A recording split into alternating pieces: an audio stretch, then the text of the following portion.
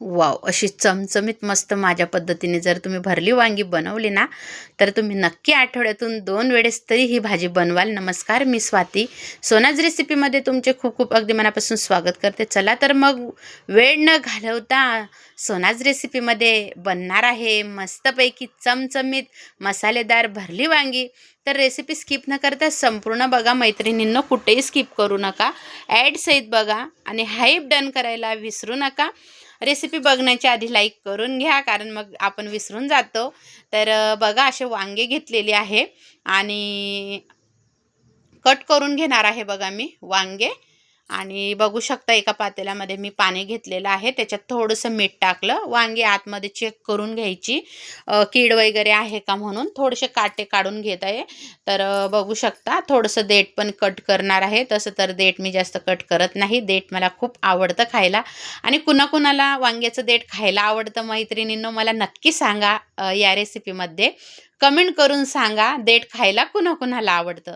तर बघा वांगे एकदम मस्त आहे आपल्यामध्ये, कुठेही काही कीड वगैरे काही नाही. आता हे वांगे मिठाच्या पाण्यामध्ये 2 पाण्याने स्वच्छ धुवून घेतले.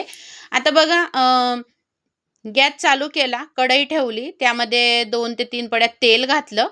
तर आता हे वांगे आपल्याला ह्या तेलामध्ये वाफवून घ्यायचे आहे. म्हणजे भाजीची चव तुम्ही म्हणाल ना, इतकी भन्नाट लागते, खूप सुंदर लागते.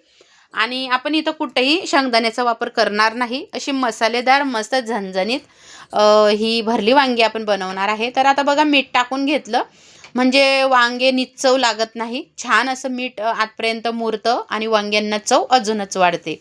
तर बघू शकता आता मस्त एक वाफ येऊ देणार आहे मी. तोपर्यंत आपण मसाले काही तयार करणार आहे. तर बघा तवा ठेवला गॅसवर, गॅस चालू केला.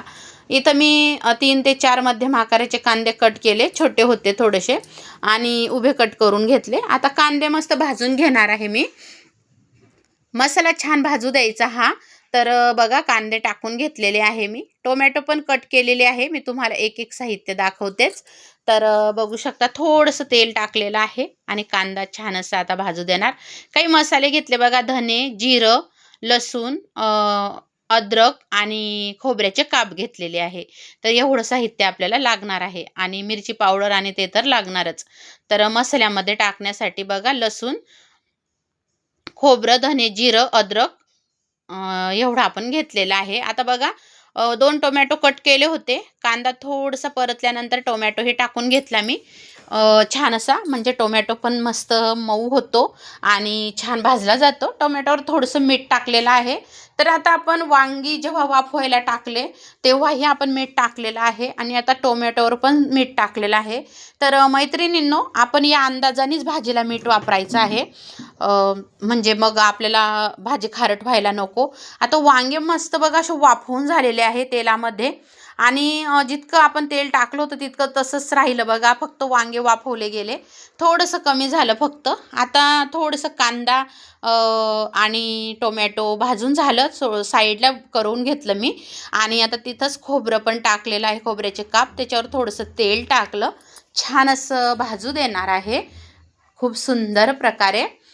मसाला जर छानपैकी असा मस्त भाजला गेला ना, तर भाजीला चव वाढते बरं का. आणि आपल्या सगळ्याच गृहिणींना माहिती आहे. आता धने, जिरं, अद्रक, लसूण पण टाकून घेतलं मी.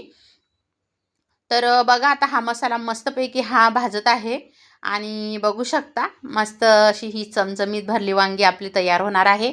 तर बनवून बघा आणि मला सांगा तुम्ही कशी वाटली. तुम्हाला तर मी व्हिडिओच्या आधीच दाखवलेली आहे की कशी झालेली आहे भाजी चमचमीत मस्त. आता हा मसाला मस्त गार होऊ दिला आणि मिक्सरला बघा, मिक्सरच्या भांड्यात टाकून दळून घेतला.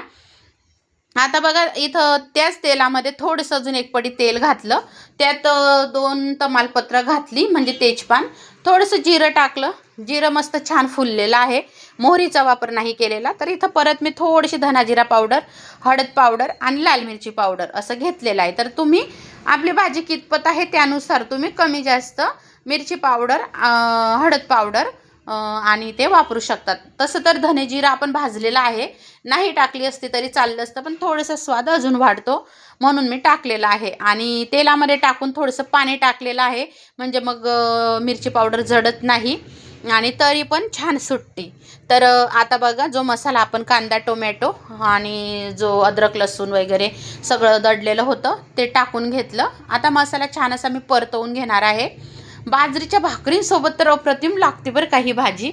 चपातीसोबत भातासोबत खूप छान लागते. अगदी हॉटेलसारखी, हॉटेलपेक्षाही घरच्या घरी सुंदर भाजी ही तयार होते.